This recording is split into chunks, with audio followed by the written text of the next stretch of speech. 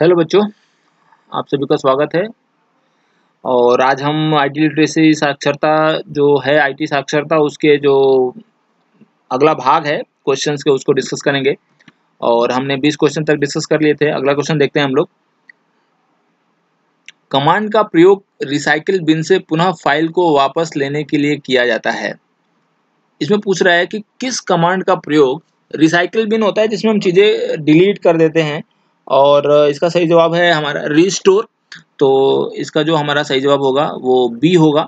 Restore command का प्रयोग हम लोग रिसाइकिल बिन से पुनः फाइल को जहां पर वो था रखने के लिए करते हैं। ऑपरेटिंग सिस्टम हार्डवेयर और यूजर के मध्य किसका कार्य करता है? मैं आपको बता चुका हूं कि हार्डवेयर और यूजर के मध्य यह इंटरफेस का काम करता है, तो सी इसका सही जवाब होगा। ठीक है। और कुछ किताबों में इसकी कनेक्टिविटी दे रखी है, या जो किताब आपके शायद जो नोटबुक जो लगती है, आपके जो किताब लगती है उसमें भी ये कनेक्टिविटी ऑप्शन दिया है, गलत है। ठीक है, ये इंटरफेस का काम करता है। ठीक है, कनेक्टिविटी नहीं है। ठीक, तो यह इंटरफेस है। विंडोज प्रयोग हेतु कंप्यूटर में प्रोसेसर होना चाहिए। ठीक, ये थोड़ा सा ट्रिकी क्वेश्चन है, लेकिन मैं इसका थोड़ा सा जवाब बताता हूँ। इसका सही जवाब है आपका सी।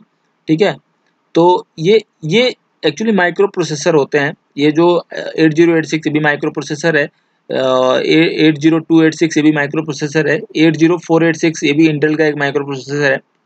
अब विंडोज पूछ रहा है कि विंडोज प्रयोग हेतु कौन सा माइक्रो प्रोसेसर यूज किया गया। पहली बात, इसको समझने के लिए आपको यहाँ पे विंडोज को समझना होगा। विंडोज एक ऑपरेटिंग सिस्टम है जो माइक्रोसॉफ्ट का है, और इसका जो पहला वर्जन आया था वो आया था आपका 1985 में। तो बिल गेट्स ने 1985 के आसपास इसका वर्जन लॉन्च किया था।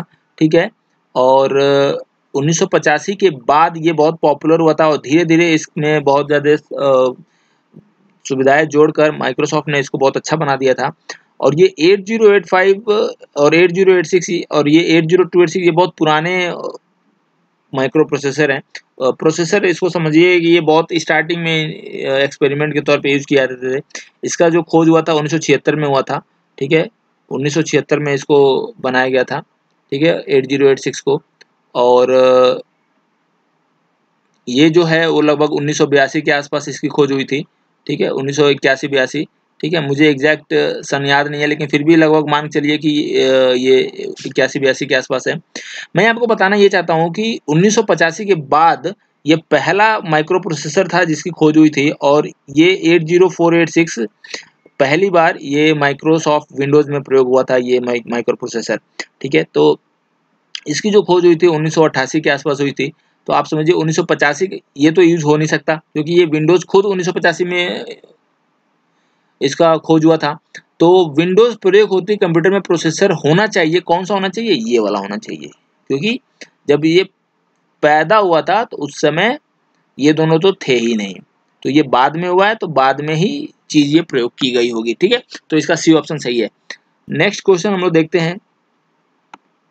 विंडोज में कंप्यूटर बूट होने के बाद प्रथम स्क्रीन कहलाता है डेस्कटॉप। ये ऑप्शन सही है इसका। जो भी बूट करने के बाद हमारा ऑप्शन आता है उसको हम लोग डेस्कटॉप बोलते हैं।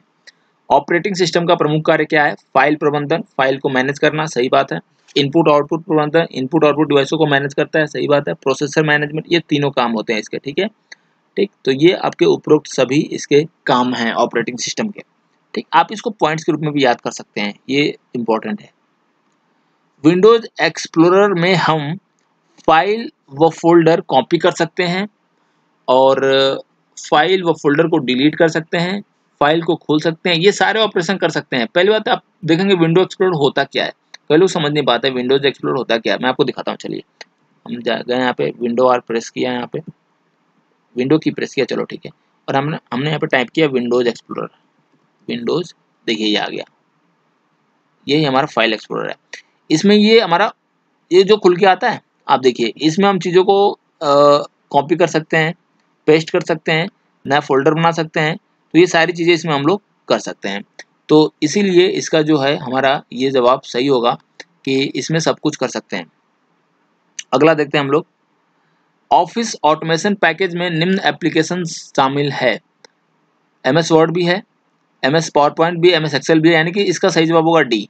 ठीक है, इसका सही जवाब होगा डी। ठीक है, सभी हैं इसमें। निम्नलिखित में वर्ड प्रोसेसिंग सॉफ्टवेयर आपका होता है, वर्ड जो प्रोसेसिंग सॉफ्टवेयर होता है वो MS वर्ड होता है। ए ऑप्शन सही है इसका, ये ओ है, ओ वर्ड। MS वर्ड में फाइल का विस्तारक होता है .doc। ये तो बहुत सिंपल सवाल है, .doc। एक्सेल का क्या होता है, .xls होता है। वर्ड प्रोसेसिंग के लक्षण है, एडिटिंग कर सकते हैं, फॉर्मेटिंग कर सकते हैं, सेव भी, लोड भी कर सकते हैं, आउटपुट मर्जिंग भी कर सकते हैं, जो मेल मर्ज होता है।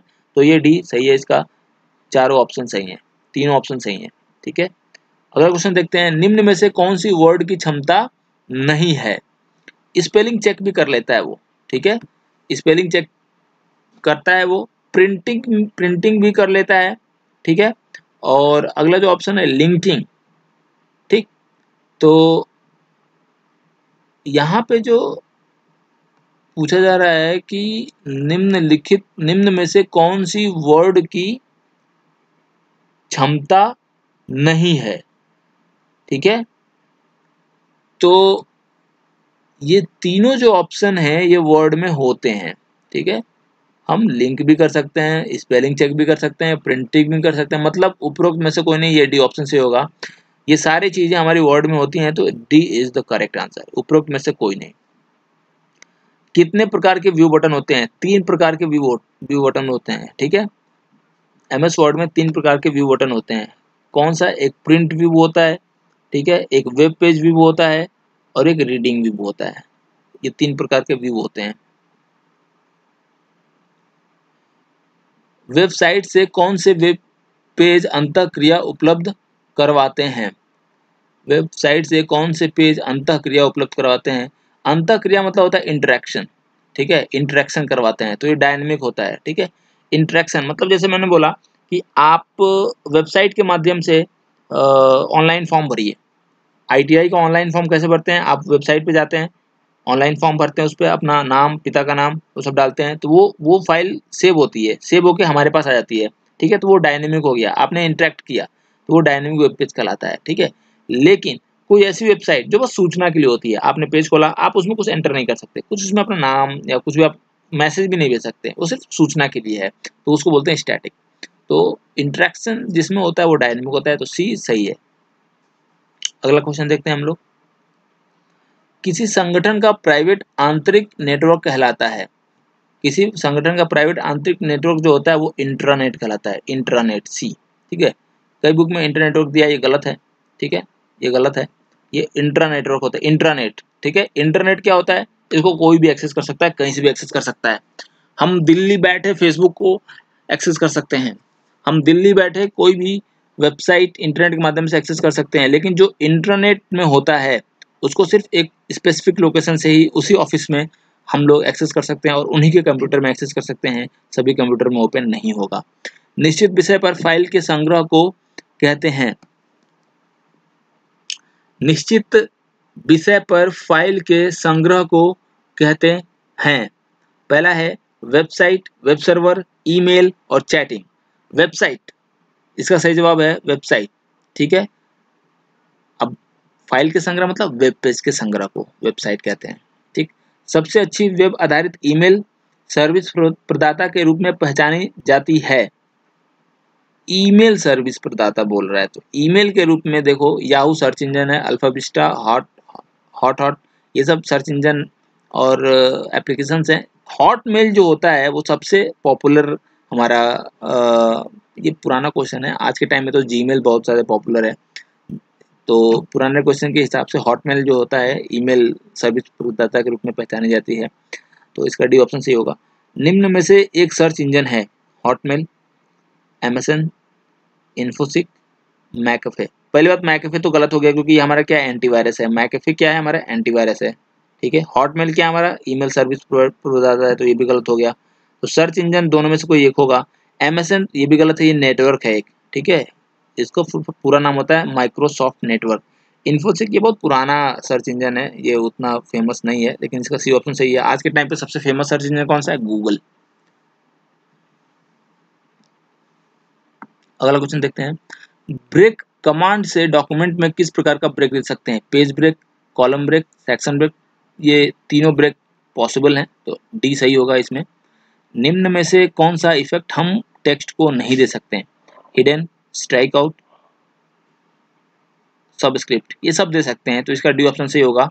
अब मैं यहाँ पे बताता हूँ सबस्क्रिप्ट क्या होता है, स्ट्राइक आउट क्या होता है और हिडन क्या होता है। ये माइक्रोसॉफ्ट ऑफिस के प्रॉपर्टीज होते हैं। कोई अगर लेटर हमने लिखा है ABC, मान लो मैंने लिख दिया ABC, तो इस ABC पे हम लोग फॉर्मेटिंग करते हैं, ठीक है। तो स्ट्राइक थ्रू का मतलब होता है इस जो भी हमने ABC लिखा है बीच में से एक लाइन खींच देना, ऐसे लिखा जाता है, उसको स्ट्राइक थ्रू बोलते हैं। सबस्क्रिप्ट मतलब ये टेक्निकल हो जाएगा, बट आप इतना जानिए कि ये जो तीनों प्रॉपर्टीज होते हैं माइक्रोसॉफ्ट ऑफिस में पाए जाते हैं, ठीक है।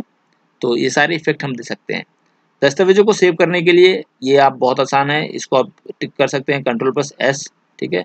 ये शॉर्ट की होती है। Ctrl+A O का प्रयोग किया जाता है किसमें? ओपन करने के लिए कोई फाइल। N नया स्लाइड या नया पेज ओपन करने के लिए। Ctrl+V ये Ctrl+C कॉपी और V पेस्ट करने के लिए होता है, ठीक है। तो इस वीडियो में फिलहाल इतना ही, और बाकी जो क्वेश्चंस हैं हम लोग आगे वीडियो में डिस्कस करेंगे, ठीक है। और अगर इसमें आपको कुछ समझ में ना आया हो तो आप मुझे इस नंबर या इस ईमेल पे हमसे संपर्क कर सकते हैं और हम यथासंभव उसको रिप्लाई करेंगे।